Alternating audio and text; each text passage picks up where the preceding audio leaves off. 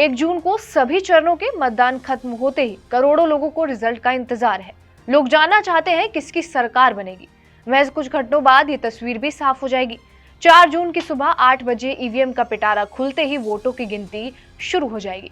उसमें दर्ज वोट ये तय करेंगे कि किस प्रत्याशी की जीत हुई या हार।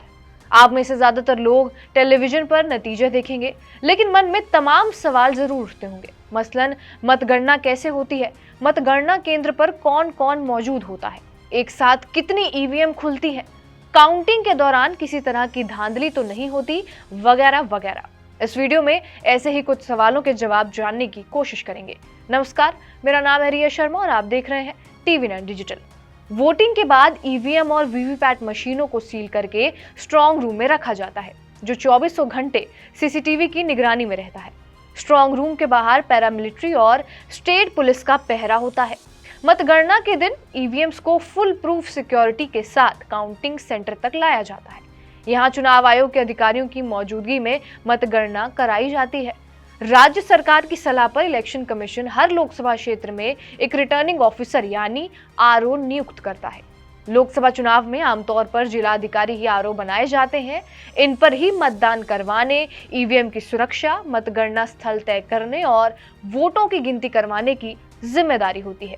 यानी चुनावी प्रक्रिया पूरी होने तक जिला अधिकारी निर्वाचन आयोग के सदस्य के रूप में काम करता है। इलेक्शन कमीशन की ओर से निर्धारित तिथि पर मतगणना कराई जाती है। आमतौर पर वोटों की गिनती सुबह 8 बजे से शुरू होती है, लेकिन किसी विशेष परिस्थिति में रिटर्निंग ऑफिसर समय में बदलाव कर सकता है। सबसे पहले बैलेट पेपर और ETPBS यानी कि electronically transmitted postal ballot system के जरिए डाले गए वोटों की गिनती होती है। इस माध्यम से आमतौर पर सरकारी कर्मचारी वोट करते हैं।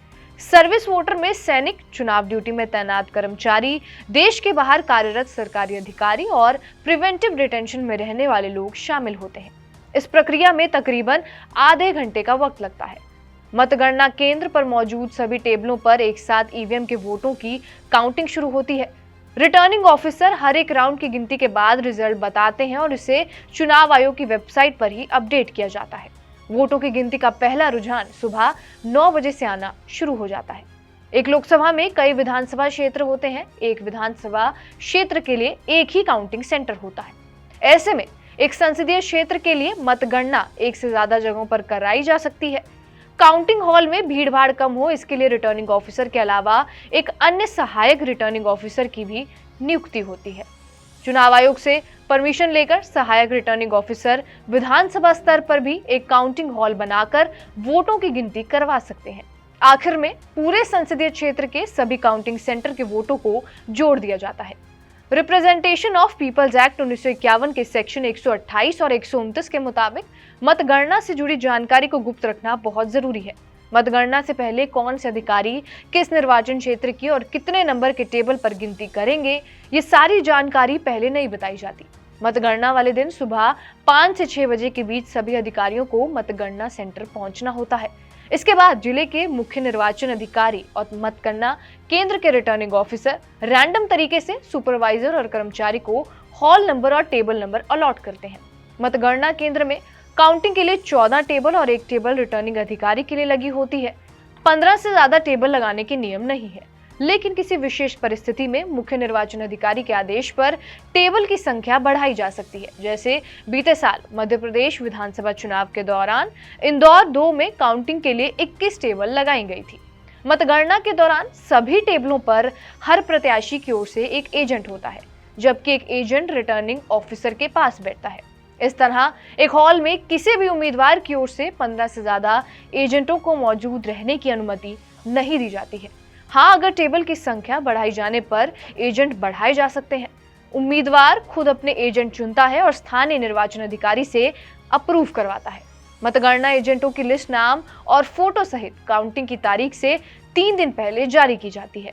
मतगणना केंद्र के अंदर अगर काउंटिंग सुपरवाइजर और काउंटिंग असिस्टेंट, इलेक्शन कमीशन से ऑथराइज्ड अधिकारी, ड्यूटी पर तैनात सरकारी कर्मचारी, उम्मीदवार, उनके इलेक्शन एजेंट और काउंटिंग एजेंट सिर्फ और सिर्फ जा सकते हैं। लेकिन इन सभी लोगों के पास वैध पहचान पत्र यानी ID कार्ड होना जरूरी है।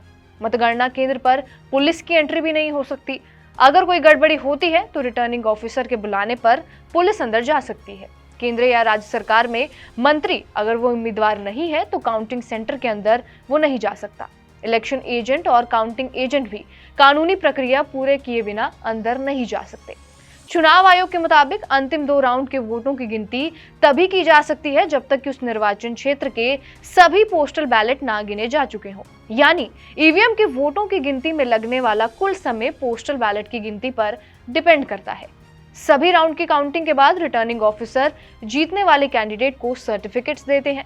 इस तरह काउंटिंग की प्रक्रिया पूरी की जाती है और जिस पार्टी के सबसे ज्यादा प्रत्याशी जीतते हैं वो सरकार बनाने का दावा पेश करते हैं। बहरहाल इस वीडियो पर आपका क्या कुछ कहना है हमें कमेंट बॉक्स में जरूर बताएं। बाकी देश और विदेश की तमाम बड़ी खबरों के लिए बने रहे हमारे साथ TV9 डिजिटल पर।